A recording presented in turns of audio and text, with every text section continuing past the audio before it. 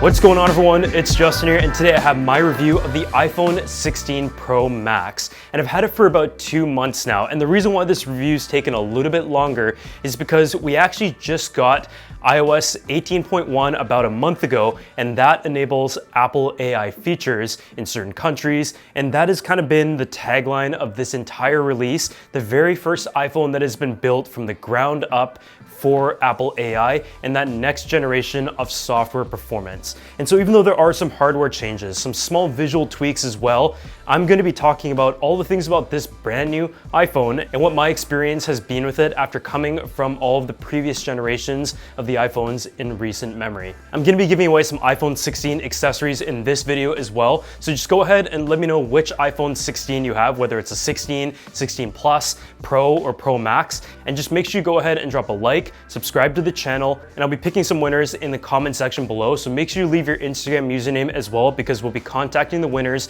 directly on Instagram. Let's just go ahead and jump into my review of the iPhone 16 Pro Max. So when it comes to the actual exterior design, the phone for the most part has looked pretty similar for quite a few years now. And I have the brand new Desert Titanium color, and I would say in person, if you guys might have seen from the unboxing, in some cases it looks like a gold, in some cases it looks like a bit of a light pink, and I think my favorite color in the lineup at the moment is still the natural titanium that I picked up in the iPhone 15 Pro Max. In terms of durability, the glass is the second generation ceramic shield, which is 50% stronger on the front. And you'll also notice the display is a little bit bigger at 6.9 inches. The phone itself is just ever so slightly taller, a little bit wider, and a tiny bit thicker as well, but you're not really gonna notice it at all. If you had the previous gen iPhone, you're gonna find that it feels exactly the same in your hand and in your pocket, but if you came from the iPhone 14 Pro lineup, for example, where it had more of a chiseled edge, then I think this is going to be a very welcome change. I personally really like the way the iPhone 16 Pro Max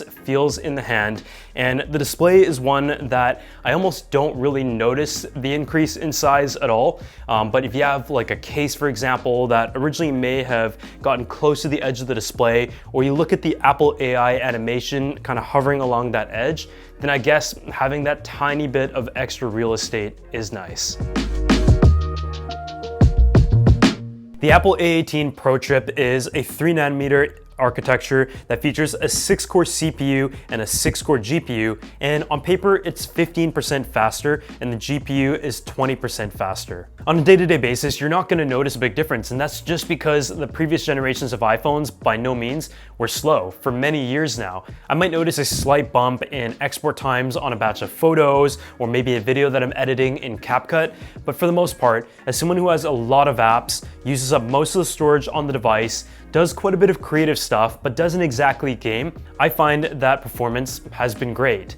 Where it does make a bit of a difference, as Apple says, is that it has been built for Apple AI and that it has a sector that is dedicated to processing the AI tasks on demand. And I feel like with all this, I have to talk about the battery life. I mentioned that the iPhone 15 Pro Max was the best battery life that I've ever gotten on an iPhone, and even with that, I had to charge at around 7 to 8 p.m. each day as a pretty heavy user. But this iPhone 16 Pro Max has definitely seen some improvements from last year as well, and I would say that it has been at about 1 to 1.5 hours more than what I was getting before on a practical daily use basis from about 8 a.m. to 8 p.m., which is really solid considering I just use the phone as it is. I have all my apps open. I don't really try to optimize for battery life, but with the more efficient architecture on the processor, as well as some optimizations when it comes to iOS 18 that all come together to give you the iterative upgrade that you get with the iPhone 16 lineup. So typically I tend to talk about the software in the What's on My iPhone episode, but I feel like this year it is the elephant in the room. Apple AI. It is something that was announced at the event but wasn't available on the iPhone at launch, and we had to wait a couple months before being able to actually software update to it and enroll in it on the device. And from my experience, I found that mail summary was useful in some ways, not as useful in others, because in very specific email threads, the context of each message is one that I guess was a little bit hard to dissect, and so it may have given me a false feedback here and there. The writing tools I find are probably the most straightforward and handy out of Apple AI. So directly from email or text message, I can just copy something, it can then like rewrite it for me. But it's more of a feature that was available on a lot of different apps, including ones that you probably use for productivity on a daily basis, but it's now been built in, which is still nice, but I feel like some aspects of Apple AI are better integrated than others, and the progressive integration of it will kind of be a test of time. But Siri also saw some improvements as a result of AI when it comes to being able to understand you better.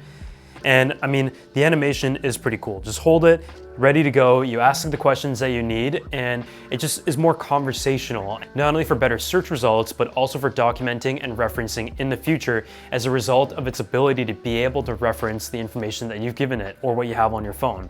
Apple AI also allows you to use the cleanup function in your images to be able to remove an object, and I think this is really nice that it is built in. It allows the everyday user to be able to edit their photos in a very smart way that typically, even a number of years ago, would need a professional to do, or someone who at least knew how to use Photoshop well.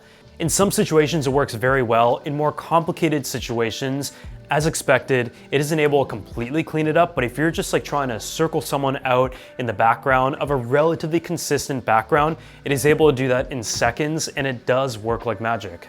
If you just picked up the brand new iPhone 16 or 16 Pro, I want to talk about a great case that serves multiple functionalities beyond protection and style. It is the Torras O-Stand 360 spin case, and they have it in 4 different colors. When you take a look at the protection all the way around, you can see it covers the device very nicely, including a smooth port opening for the camera control, which is a really important criteria in iPhone cases, especially for this generation.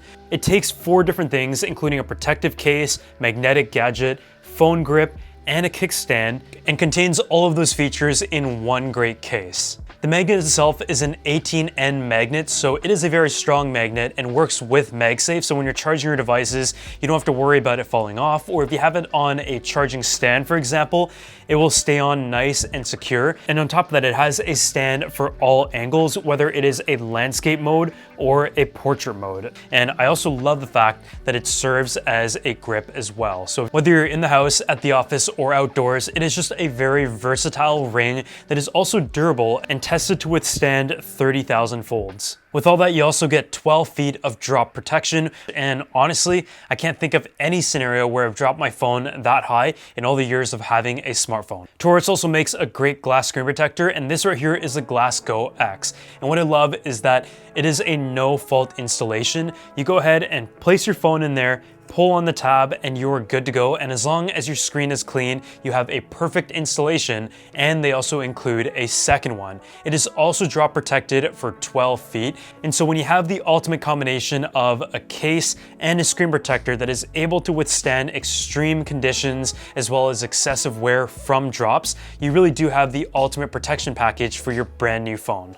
So if you guys want to go ahead and check it out for yourself, I'm going to drop a link down below to the Torras O-Stand 360 iPhone 16 case, as well as the Glass Go X for the ultimate protection. And make sure you check out the link below because I have a special discount code for you guys. And a huge thanks to Torras for sponsoring this video.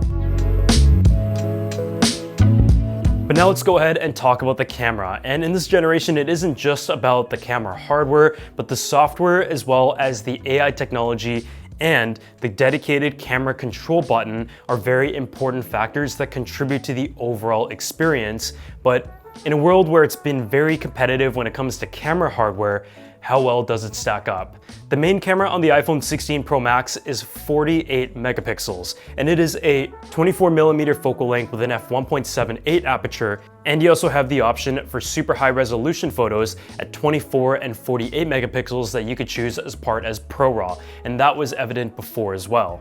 And you also have a 48 megapixel ultra-wide camera that is 13 millimeters in focal length, and you also have a 12 megapixel 5x telephoto lens that is a 128 millimeter focal length, and that is now on both the iPhone 16 Pro and 16 Pro Max and not just the larger model.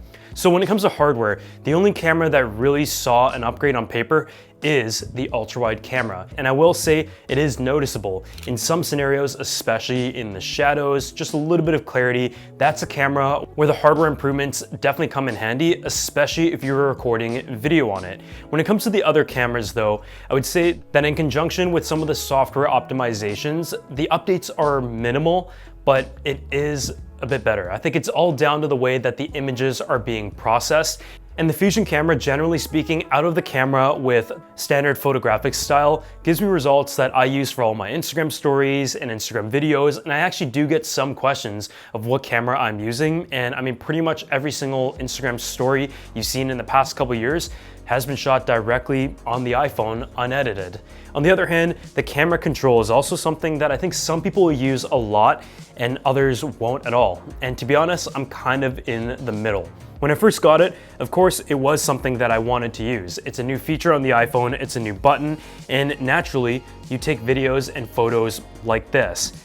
But I found that it did take a bit of getting used to press down and just get a feel for the capacitive aspect as well as the physical aspect of the button, and being able to adjust the tone has actually been very handy. I feel like that is what I do most on my smartphone camera, to be able to refine the image by holding it up and try to figure out where the contrast and the shadows are in terms of what I personally like in the photographic styles, which allows people who are a little bit more experienced in photography or want to just be able to customize things and understand it a bit more to find the exact tone and look that they would like in particular. As for video recording, as I mentioned, the ultra-wide camera is probably one where you're going to notice the biggest difference when it comes to video. The new spatial audio recording options are cool, but I just find that I don't really play with the audio that much on the iPhone, but I feel like that particular feature is really useful for vloggers out there.